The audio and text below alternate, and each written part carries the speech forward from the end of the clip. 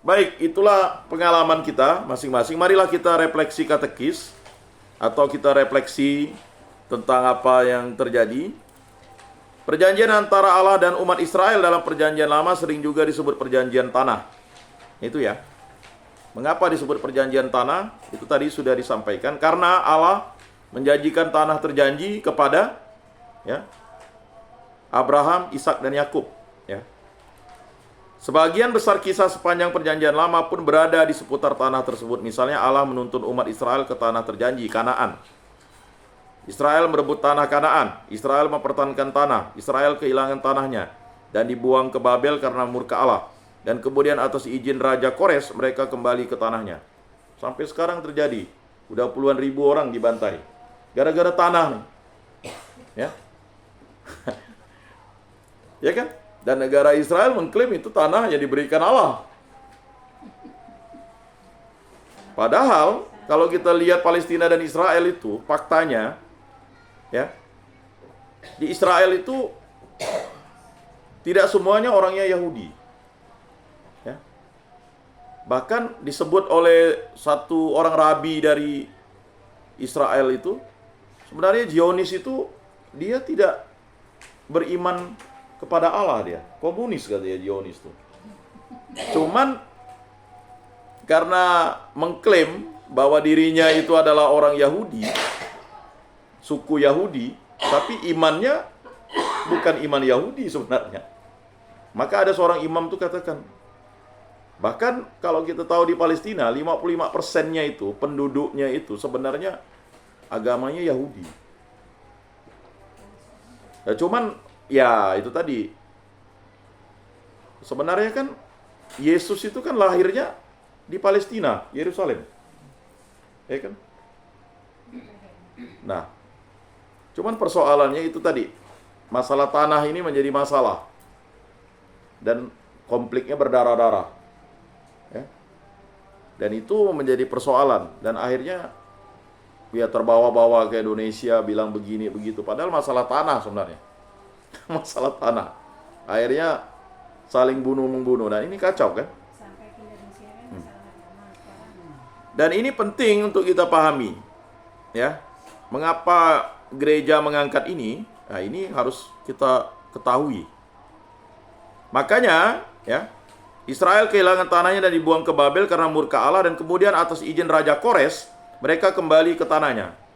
Ya, Raja Kores ini luar biasa. Dia mengembalikan setelah 70 tahun genap, dia mengembalikan bangsa Israel itu dan bahkan membantu pembangunan Bait Allah. Ya. Singkatnya, tanah adalah pusat hidup bangsa Israel. Setiap suku bahkan setiap orang sudah mendapat jatah tanahnya masing-masing yang diwariskan turun-temurun. Oleh karena itulah tanah jangan dijual mutlak, ayat 23. Mungkin inilah latar belakangnya mereka kembali merebut tanah itu. Karena mereka paham bahwa aturannya seperti itu. Dia mati-matian ingin mendapatkan tanah itu. Tetapi bangsa-bangsa lain itu pada era modern ini kan tidak mungkin begitu lagi katanya. Ya kan? Misalnya kita klaim, ini tanah Pontianak ini tanah nenek moyang saya kan. Kapan? Mana suratnya?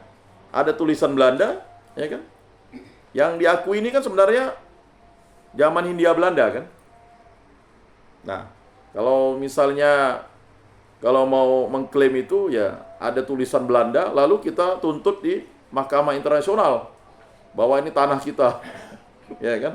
Tapi kan untuk mendapatkan surat itu kan tidak mudah. Apakah harus kita kembali ke masa lalu kan? Nah, makanya itu juga menjadi penting. Tetapi setelah adanya negara, pengakuan tanah itu ya dilindungi oleh negara. Tetapi kalau tanah itu udah milik negara itu, sejengkal pun ya tidak boleh direbut negara lain kan? Bahkan banyak masih sengketa dengan negara-negara lain. Ya, misalnya sengketa dulu Sibadan Ligetan ya. Kemudian macam-macam sengketa ya. Nah, jadi masalah tanah ini adalah sesuatu yang merepotkan. Maka oleh karena itulah tanah jangan dijual mutlak, ayat 23 ya. Allah lah yang memiliki tanah dan bangsa Israel hanya pendatang di hadapan Allah. Oleh karena itu dalam tahun yang ke-50, tahun Yobel, setiap orang mesti kembali ke tanahnya masing-masing. Tanah yang dibeli harus dikembalikan kepada yang menjualnya. 50 tahun. Ya. Pada tahun Yobel itu pula, tanah dibiarkan tidak diolah supaya beristirahat. Aturan ini mirip dengan tahun Sabat, yaitu aturan yang mengistirahatkan bera. Jadi bera itu mengistirahatkan, bukan marah ya. Bera. Kalau bahasa ayah bera marah. Kalau dia istirahat. Ya. Tanah di tahun yang ke-7. Jadi tanah di Israel punya 3 siklus istirahat setiap hari Sabat, 7 hari sekali. Jadi setiap hari Sabat tuh tanah tuh harus istirahat. Kalau di kita nih tanah terus ya. Sampai didompengi. Dompeng paling rajin hari Minggu. Sampai tak ke gereja. Setiap tahun Sabat 7 tahun sekali dan setiap tahun Yobel. Jadi ada tahun Sabat tuh 7 tahun sekali. Dan setiap tahun Yobel 50 tahun sekali. Jadi orang Israel itu dia punya kearifan lokal yang memang diwariskan oleh Musa. Setiap 7 hari istirahat. Tidak ada yang pergi ke ladang. Nih kan? Karena tanah juga butuh istirahat dia bilang. Ya, karena kalau kita tahu nih bumi ini kan hidup sebenarnya. Kalau bumi tidak hidup, tidak mengeluarkan energi, habislah manusia. Ya. Memang dia tidak ngomong kan. Tanah itu kalau bayangkan kalau sampah plastik kita taruh di dalam tanah itu, tidak bisa tanah itu ngolahnya. Sampai ratusan tahun, katanya 700 tahun baru bisa dicerna tanah. Nah, prinsip ini berlaku juga bagi kita sekarang. Allah lah yang memiliki seluruh bumi ini dan kita hanya pendatang di hadapannya. Aktivitas ekonomi kita sehari-hari hendaknya menuruti prinsip tersebut. Tuhan sudah memberikan kepada setiap ciptaan bagiannya masing-masing. Bertindak adil berarti menghargai hak setiap ciptaan menurut bagiannya masing-masing tersebut. Dengan kata lain, aktivitas ekonomi yang adil terwujud jika kita mematuhi kewajiban kita, serta menghargai apa yang menjadi hak alam dan sesama. Contohnya APP nanti yang kita berikan itu kan sebenarnya ya sumbangsih kita, aksi puasa pembangunan dari penyisihan ya, setiap hari 40 hari 40 malam kita berpantang dan berpuasa nih. Tetapi kan banyak yang mau instan ya. Tarik duit di dompet segitulah katanya. Ya kan? Padahal itu kan biasanya dulu itu diajarkan itu ada kaleng. Ya. Setiap keluarga itu punya kaleng, 5 orang itu punya kaleng sendiri itu. Setiap hari itu mau menyisihkan berapa. Yang paling mudah disisihkan kan bukan beras. Uang kan. Misalnya dia punya uang 5.000, dia mau berapa sisihkan. Mau semuanya puji Tuhan, mau setengahnya silakan. Tidak ditentukan. Ya kan nanti waktu 40 hari itu dibuka. Ya kan? Baru itulah yang menjadi aksi puasa pembangunan. Apakah itu masih dilakukan untuk kita dan sekarang? Sebenarnya hal yang baik itu mengapa tidak ya? Terkadang kita lupa. Maunya kita tarik yang instannya. Ya. Padahal sebenarnya itulah yang diharapkan. Dalam aktivitas ekonomi kita sehari-hari, banyak hal dapat kita lakukan untuk bersikap adil pada alam dan sesamanya. Misalnya produksi dan konsumsi yang berkelanjutan, berinvestasi secara etis, menggunakan bahan bakar fosil secara bijak, memberi upah pekerja secara layak, serta melindungi kesejahteraan dan martabat pekerja. Jadi kalau kita punya pekerja itu, jangan sampai tidak UMR, UMP.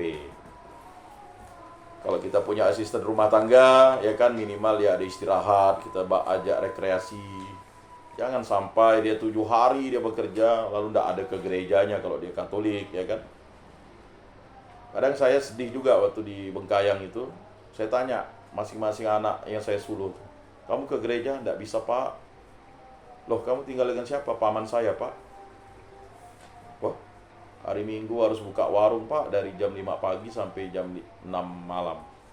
Jadi tidak ke gereja, mana bisa pak. Lalu paman bibimu ke gereja? Enggak.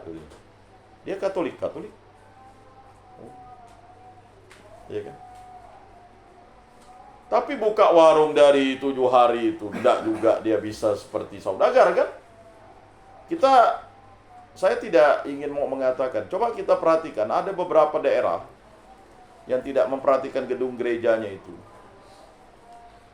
Tingkat ekonominya gitu-gitu aja. Kalau tidak percaya, bolehlah. Ya. Lalu saya di kampung mama saya itu, karena paman saya itu ngurus gereja dengan baik, dia bongkar, kemudian dia cari dana sana sini untuk nambah ini, nambah itu kan. Puji Tuhan, pada usia tuanya, udah usia berapa ya dia jadi PNS. Ya. Istrinya juga PNS. Istrinya rajin aktif ngajar sekolah minggu di situ. Itu terkadang hal-hal kayak gitu banyak umat di kampung kita tuh tidak perhatikan. Ini sawit nih mau panen nih. Tapi mobilnya rusak, pakpo juga kan. Ya kan? Badan lelah, letih. Memang sih dia ada harta, tapi kepuasan batinnya tidak ada. Allah itu udah memberikan kita dalam 7 hari ya ke gereja lah kita. Tidak ada kan Allah menuntut kita setelah ke gereja kita tak boleh buka warung kan. Nah ini terkadang hal-hal semacam itu juga harus kita pikirkan. Lalu niat dan aksi dalam peran kita sehari-hari, entah itu sebagai pelaku ekonomi, ibu rumah tangga, purna bakti, apa yang bisa kita lakukan untuk mewujudkan aktivitas ekonomi yang adil pada alam. Saya pikir ibu-ibu di sini, bapak-bapak di sini punya kekuatan itu ya. Artinya sudah berhasil mendidik anak, itu kan bagian dari ya kemampuan mengelola ekonomi. Kalau misalnya tidak mampu mengelola ekonomi, mungkin dah pulang kampung kali. Apalagi tinggal di kota nih kan, kita hanya mengandalkan pekerjaan kita kan. Sampingannya adalah, tapi kan tidak bisa mengolah tanah kita. Kalau di kampung kan kita bisa mengolah tanah, ya kan? Punya padi, punya sawit. Kalau di sini palinglah nyuruh orang aja yang ke sana. Dapat sekian, tapi masih gak kita bisa ini berkatnya ada kan? Justru kata Bu Yeni kemarin yang udah punya lahannya berhektar-hektar banyak kesulitan kan? Justru yang tidak punya lahan yang hanya mengandalkan gaji pensiunnya ya mampu bertahan. Ya itu tadi, Tuhan itu maha adil gitu. Karena apa tadi? Walaupun banyak dia punya tanah, tapi dia sakit ya percuma. Terkadang hal-hal kayak gitu sepele, tapi kita bisa pikirkan di situ. Ya. Apa yang bisa kita lakukan untuk mewujudkan aktivitas ekonomi yang adil pada sesama? Ya. Itu refleksi yang dalam tentang pertemuan 3 ini, karena pertemuan 3 ini berpikir bagaimana ekonomi ekologis itu. Mari kita berdoa bersama, doa penutup. Ya Allah, terima kasih sebab Engkau telah menyertai kami selama pertemuan ini. Roh Kudus menyadarkan kami akan ketidakadilan yang telah kami lakukan sehari-hari. Kami mohon kuatkanlah niat hati kami untuk meninggalkan aktivitas ekonomi yang curang dan tidak adil pada alam dan sesama. Doa ini kami haturkan dengan perantaraan Kristus Tuhan dan pengantara kami. Amin. Mari kita satukan semua doa dan permohonan kita dengan doa yang diajarkan oleh Tuhan Yesus Kristus. Bapa kami yang ada di surga, dimuliakanlah namamu, datanglah kerajaanmu, jadilah kehendak-mu di atas bumi seperti di dalam surga. Berilah kami rejeki pada hari ini dan ampunilah kesalahan kami, seperti kami pun mengampuni yang bersalah kepada kami. Dan janganlah masukkan kami ke dalam pencobaan, tetapi bebaskanlah kami dari yang jahat. Amin. Mari kita berdoa, jiwa Kristus dan Tuhan jadikan aku pembawa damai. Kita buka Mada Bakti nomor 155 dan 156.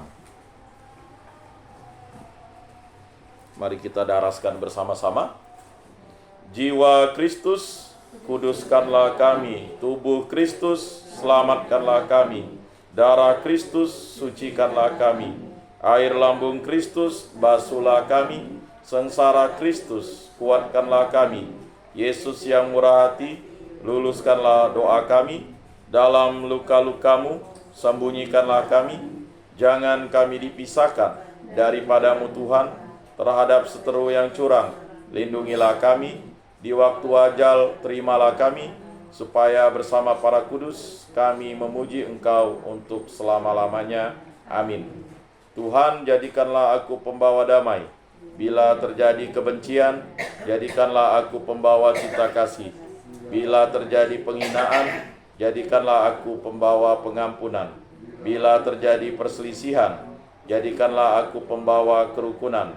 Bila terjadi kebimbangan, jadikanlah aku pembawa kepastian.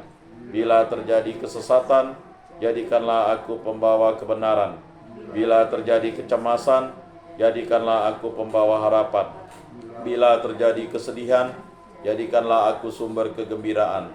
Bila terjadi kegelapan, jadikanlah aku pembawa terang. Tuhan, semoga aku lebih ingin menghibur daripada dihibur, memahami daripada dipahami, mencintai daripada dicintai. Sebab dengan memberi kami menerima, dengan mengampuni kami diampuni, dengan mati suci kami bangkit lagi untuk hidup selama-lamanya. Amin. Salam Maria, penuh rahmat, Tuhan sertamu. Terpujilah engkau di antara wanita, dan terpujilah buah tubuhmu Yesus. Santa Maria, Bunda Allah, doakanlah kami yang berdosa ini, sekarang dan waktu kami mati. Amin. Kemuliaan kepada Bapa dan Putra dan Roh Kudus, seperti pada permulaan, sekarang, selalu, dan sepanjang segala abad. Amin. Terpujilah nama Tuhan Yesus, Bunda Maria, dan Santo Yosef, sekarang dan selama-lamanya. Ya Yesus yang baik, ampunilah dosa-dosa kami, selamatkanlah kami dari api neraka, dan hantarkanlah jiwa-jiwa ke dalam surga, terutama mereka yang sangat membutuhkan kerahiman-Mu. Amin. Moga-moga jiwa-jiwa orang beriman beristirahat dengan tentram dalam kerahiman Tuhan. Amin. Pertolongan kita dalam nama Tuhan yang menjadikan langit dan bumi. Para kudus Allah, doakanlah kami. Para malaikat Allah, doakanlah kami. Santo Rufus, doakanlah kami. Dalam nama Bapa dan Putra dan Roh Kudus. Amin. Lagu penutup dan kolektif. Lagu penutup nomor 93. Ada suatu bukti. Mulai 93. Pada suatu bukti jauh dari sini, kulihat salib berdiri, sepotong salib kasar, tanda dosa besar. Di sana Tuhan disalibkan.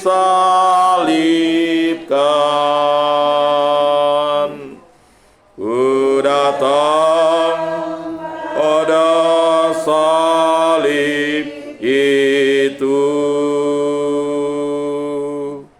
ku ingat cintanya Tuhanku.